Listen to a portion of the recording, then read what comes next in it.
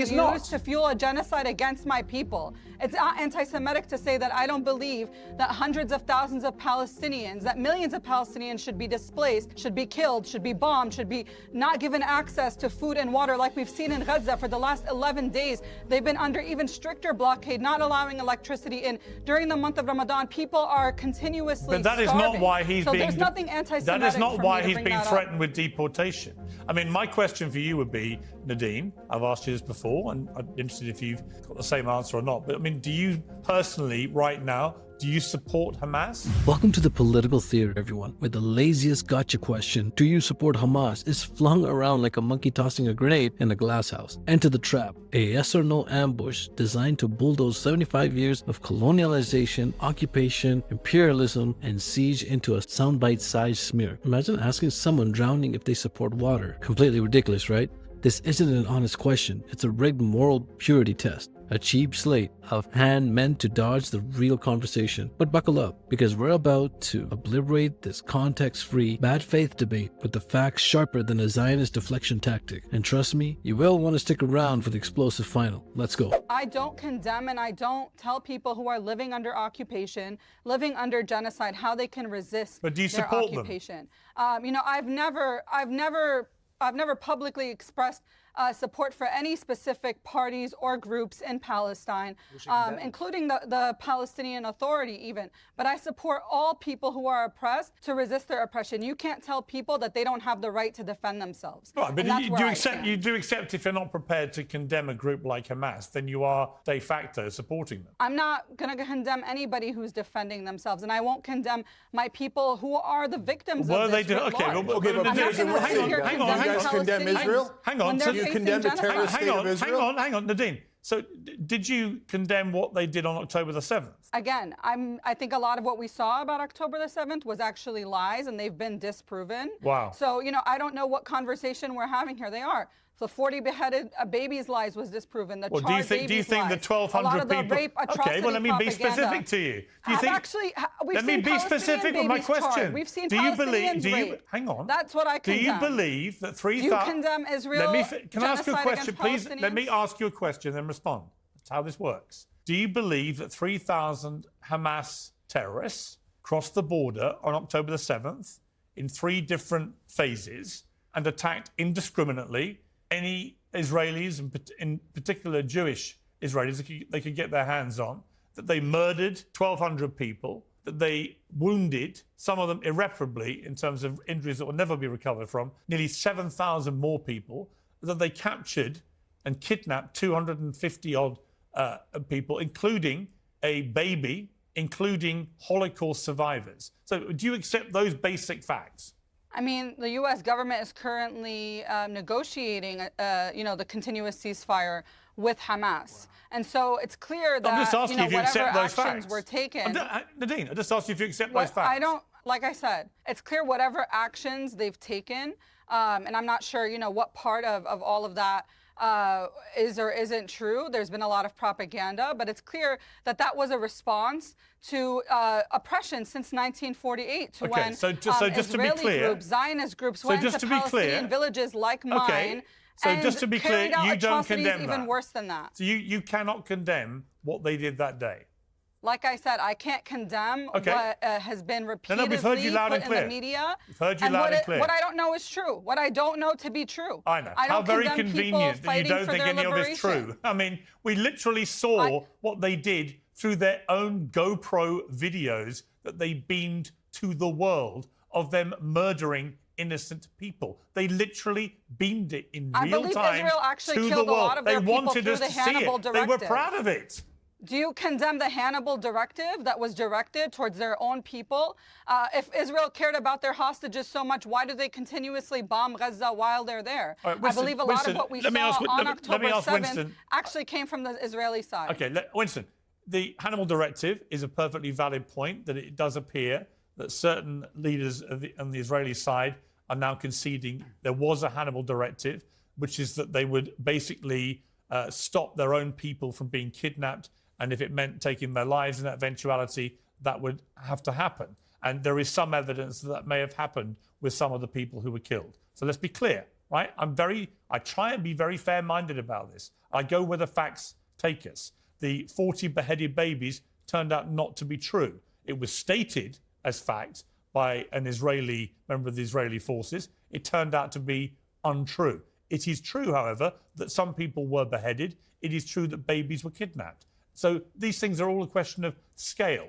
I am very happy to condemn all of it because it was all a despicable act of terrorism. Winston, when you hear someone like Nerdeen, who is defending this guy's right to be in America, when you see her so, in my opinion, people can have their own view about the way she's responded, but so glibly brush off what Hamas did that day. This has always been my problem with this debate. If you just cannot find it in yourself, Cenk, if I asked him, would condemn what happened that day, because he has done repeatedly. And then you can have a rational conversation. If you can't condemn it and you put it all down as some form of resistance or opposition, you lose me. Winston. Yeah, I mean, I don't know really what to respond to that. It's clear what happened on October 7th. And from what little research I've done into Nerdeen's work, she seems to have supported what happened on October 7th. It's not that she's not even condemning. You know, there's not just one day in the world, right? I mean, so you guys keep talking about October 7th. You would condemn what happened, right? Yeah, of course. But do you guys condemn the 58-year brutal occupation of the Israelis, butchering, slaughtering, oppressing the Palestinians? Do you condemn that they've killed 14,500 children, 4,350 children under the age of 5, 800 babies under the age of 1? They've incinerated them alive. So how can you now be honest and fair and say that Israel is clearly a terrorist state? I will be honest and fair. I think that Israel's right to self-defense has now gone too far. I think I've been saying this for months. I think they have killed too many innocent civilians. They keep saying that they have. Proportionally, it's been better than any other modern urban warfare, to which I respond, actually, there is a massively disproportionate number of children, i.e. under 18s in Gaza. Half the population of 2 million is under 18. What I won't do is say that they didn't have a fundamental right stroke duty to defend their people after the appalling atrocities of October the 7th. Then do the because Hamas had said they're going to carry on doing it. Because Hamas's official spokesman said we're going to do this again and again and again. Here's, then do the Palestinians have a right to defend themselves? You say Israel does. When Hamas, in their mind, defends the Palestinians, you say they're no good terrorists. If anybody ever says a kind word about them, they should be arrested and deported. I think the honest answer... But when Israel does 400 times worse than Hamas, they've gone too far. I wouldn't call them terrorists. You're allowed to support them and their terrorism. Well, in the 75 years or so of this conflict, right, there have been 5 flare-ups of war that people accept were flare-ups of war. It would be hard to argue they haven't all been orchestrated by the Palestinian side. Would you accept that? In other words, the actual flare-ups of war. No, I don't accept that. You don't accept that? No. You don't accept that Palestinians or pro-Palestinian groups or Arab groups have actually been responsible for the outbreaks of warfare? No, I don't accept that 1%. Okay. Well, so first of all, if I occupy you in a prison for 58 years and you try to break out 5 times, I wouldn't blame you for it. Well, but even so, no. So Israel, for example, on October 7th, we know that they had the intelligence on October 7th, the greatest intelligence agency in the whole world. And then, so why did they let it happen? Spectacular failure. I agree. No, it's not. It was a spectacular success for their mission to grab Gaza and the West Bank. No, that's nonsense. Nonsense, my ass. That's conspiracy what are they doing now? Bullshit. So, Piers, will you admit that once they try to push the Palestinians out and take Gaza for themselves, that it was never about self-defense? It was always about stealing Palestinian land, which is what they have done over and over and over again since 1948. Yeah, the idea that the Israelis knew what was going... Hang on. Sorry, just to respond to that. The idea that the Israelis knew that October 7th was going to happen and deliberately allowed it to happen to their own people is preposterous. Some people in the Israeli government who are literally terrorists, like Ben-Gvir, absolutely. Netanyahu, I think, is literally the largest terrorist in the world right now. You're telling me Netanyahu wouldn't do that? What? Netanyahu lied us into the Iraq war. He talked about weapons of mass destruction. He talked about how they did 9/11 when, in fact, Saddam Hussein was opposed to Al-Qaeda. So that giant liar that lied America into the Iraq war as part of the neocons wouldn't lie to his own people to protect himself from corruption charges, from protecting himself from a very, very unpopular leadership. Well, no, aside and from to the be fact able that to they have had an excuse to Aside steal from more that fact. Palestinian land, that is exactly what Netanyahu has done. Let me ask. Hang on, Nerdeen. I'll come back. They should know that oppressing Palestinians would result in people defending themselves. They should know that. And I've said this on your show before. As long as there is oppression, there is going to be Palestinian resistance to it. As long as there's an occupation, apartheid, genocide, ethnic cleansing, Palestinians are going to take whatever means they have to defend themselves. We don't have an army because we don't have a state, because the U.S. and Israel continuously blocks that from happening. So yes, when Palestinian militias come together to defend themselves, they're going to be considered terrorist organizations because there is no means for us to be able to lawfully do that, which is exactly the situation that they created. So yes, they are going to expect that it's going to happen, whether they have the intelligence or not. But I do know that they had the intelligence. We do believe they had the intelligence to know that an attack like October 7th was imminent and that Palestinians are going to continue to resist regardless. Okay, Winston. That's in the Israeli papers. It's all right. acknowledged. Yeah, Winston, final word to you here. And I would just ask you a difficult question, I guess, which is, there are many people who are absolutely of the view that Israel should continue until the last Hamas terrorist is gone. Many in Israel feel that. They're not as keen on Netanyahu, for example, but they're absolutely keen on the mission to get rid of Hamas. And the trauma that Israel suffered that day cannot be underestimated. However, if you look at the conflict in totality, it is hard to argue, particularly in light of events this week, where Israel has just casually turned off the power into Gaza, which made me ask some questions on X. Well, hang on, who gives them the right to have that right to turn the power on and off into Gaza? And it turns out that they control more than 50% of all the electricity that Gaza has and turned off 90% of that almost immediately after October the 7th. So you've got these, look, there are guilty Hamas terrorists there. There are also many, many hundreds of thousands of perfectly innocent, particularly children, living there who have had almost no power now, are now getting no fuel coming in. There have been limitations on water. The power that was coming in was being used to provide clean water. That's now been withdrawn. None of this strikes me as being a reasonable thing for Israel to be doing now. Does it you?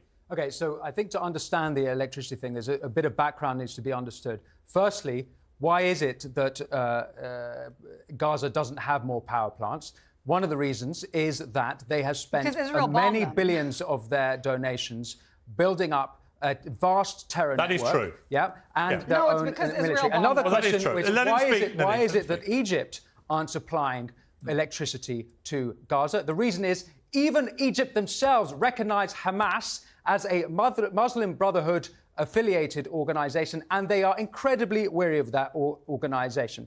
Then, as well as understanding that, you've got to understand the ceasefire negotiations that have broken down. So but Winston, do you accept any criticism of what Israel is doing now? I think that they are back in conflict because ceasefire has failed. Both sides. Now, look, if you go into why the ceasefire has failed, Israel. There's arguments on both sides. Israel obviously only got 22 of the promised 33 hostages.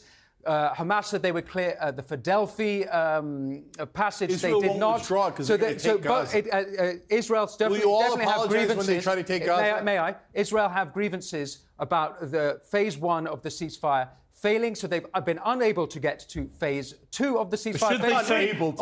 Hang on, Winston, should they be turning off the power into Gaza? Now that the ceasefire has failed, the conflict is been. Yeah, but They're starving them to death. Blockades you want them starved to death? Are a normal part of war. So starvation is a normal part of war. No, it's a war crime. I'm glad you brought up Nazi Germany. That's exactly what the Germans would have done. Cut off their food, and incinerate their kids. Because that's what they did. They put them in and incinerated the Jews during the Holocaust. It was heartbreaking. Jews have suffered so much throughout history. Now, Israel turns around, pretends to be the Jewish state, and says, I speak for all Jews. No, you don't. You don't speak for my Jewish friends. You don't speak for my Jewish family. And you've actually greatly tainted them. And I despise Israel for that. Now Israel says, we get to starve children to death. We get to burn them to death. We get to crush their skulls. No, you have become what you most despised. So please stop. I know that there's nothing we could do because you bought every single politician in America, but I'm asking you to have morality and remember your Jewish faith, which is a wonderful faith that is giving and generous and talks in Passover about even having mercy for the people who kept you as slaves? Can you not have mercy for the people that you are keeping as slaves? Okay. How long are you going to occupy them? Okay. Answer that question. How long are you going to occupy them? You are brutalizing them. 58 years. You've kept them in a dark dungeon. And anytime they dare to oppose you, you cut off their water, you cut off, and you kill their children. Israel, you should be better than They've this. done this way before Hamas okay, ever listen. existed. Also, I would say, Israel- And there you have it, Piers and Winston, the dynamic duo of moral whiplash, proving once again that principles are just props they dust off when convenient. One moment, they're the fearless warriors against outrage culture, the next, they're clutching their pearls, harder than a Victorian widow at a punk rock concert. Here's the Grand Master of outrage, loves to grill others on accountability, until it's his turn in the hot seat. And Winston, the man flip-flops so much, even a politician would tell him to pick a side. They scream free speech when defending their friends, but turn into human mute buttons when critics come knocking. It's not just hypocrisy, it's intellectual laziness, dressed up as righteous indignation. So let's call it what it is: gaslighting, grifting, and a masterclass in selective outrage. But hey, let's have some fun with it. If this circus was a movie, what's the plot twist? The fearless truth-tellers secretly working PR for the very establishment they claim to fight? The free speech warriors who suddenly discovered the block button? Drop your best plot ideas in the comments. Winner gets pinned. See you in the next one.